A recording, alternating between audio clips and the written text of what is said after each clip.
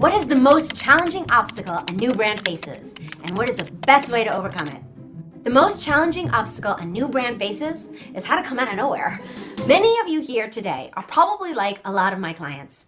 You have an expertise, a truth, an invention, a book, a workshop inside of you that you know could help so many people and would make a huge financial difference for you and your family if only you knew the right things to say at the right time to the right people. And it feels a little scary, quite frankly. The stakes feel high because putting your own brand out into the world is taking something you've until now kept close to your chest, your own desire for a greater future. You're at the beginning of your own hero's journey with building your brand. There's risk involved. The stakes are often high, but the reward that awaits you should you successfully accomplish your mission is a greater future for you and your family. A life of an entrepreneur is certainly not for the faint of heart, but you can see how powerful and universal the desire is to live into a greater future. And every brand is born with the purpose to fulfill a promise for a greater future. The reason we sit down, get busy, and build a brand to create a greater future for ourselves is because we have a dream. A brand will help us carry that dream into the realities of others. And when that promise of a greater future is kept for them, for your ideal individuals, and then kept again and again and again, year after year, for every person who encounters your brand, then you've built a brand that can come out of nowhere. How to come out of nowhere is such a prevalent question on the minds of entrepreneurs that I began offering a How to Come Out of Nowhere workshop where we help you brand like the top 1%, even if no one knows your name. So to answer your question, I'd say How to Come Out of Nowhere is definitely the most challenging obstacle facing a new brand. And as far as the best way to overcome it, well, obviously there's no quick fix, like one-off sort of answer to that. Otherwise, I wouldn't need to lead an entire workshop on the subject. But to distill it for you, the best way to come out of nowhere is to secure free word-of-mouth advertising by using the power of branding. Did you know we're 50 times more likely to buy from word-of-mouth advertising?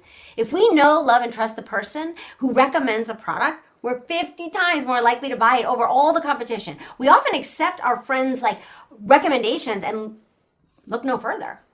The secret to securing word-of-mouth advertising is, in a nutshell, by securing brand loyalty.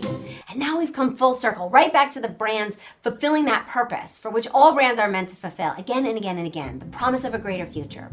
A customer that is receiving the consistent emotional experience of your brand's promise being kept again and again will sell your products and services for you because they love feeling like the hero in their own journey with your brand. Every time they share your brand with another person, they get to feel like they are an important part of something that's going to make someone else's life better. What makes people decide to buy? Let's start by looking at the most common obstacles to buy. The reasons people give for not making the decision to buy, the four most common obstacles to buy are time, money, ability, and peer pressure. Time would be I don't have time to use this product. I'm too busy to take this workshop. It's going to take too long to get the results that I want, to get it right. Time-related obstacles. And money is maybe one of the most obvious of obstacles. I can't afford this. I shouldn't spend that. Ability is along the lines of, I'm too young for this. I'm too old for this. Too short, too tall, too lazy. I don't know. I can't see through this.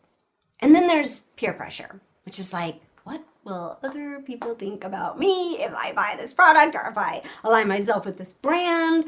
Customers often encounter a combination of these obstacles to buy when making purchasing decisions. But for each brand, there's one obstacle to buy that is your most prevalent for your ideal individuals. And your job as a brand is to identify which of these obstacles looms over the largest for your ideal individuals. And then use your brand to do what I call valuing every vulnerability. An obstacle to buy is in essence a fear. And the decision to buy is emotional. So valuing every vulnerability is how you help your ideal individuals overcome their fears, their obstacles to buy. It's all about identifying your ideal individual's most prevalent obstacle to buy and then addressing that vulnerability head on through an inspirational story, helping them imagine themselves living into the greater future promised by your brand.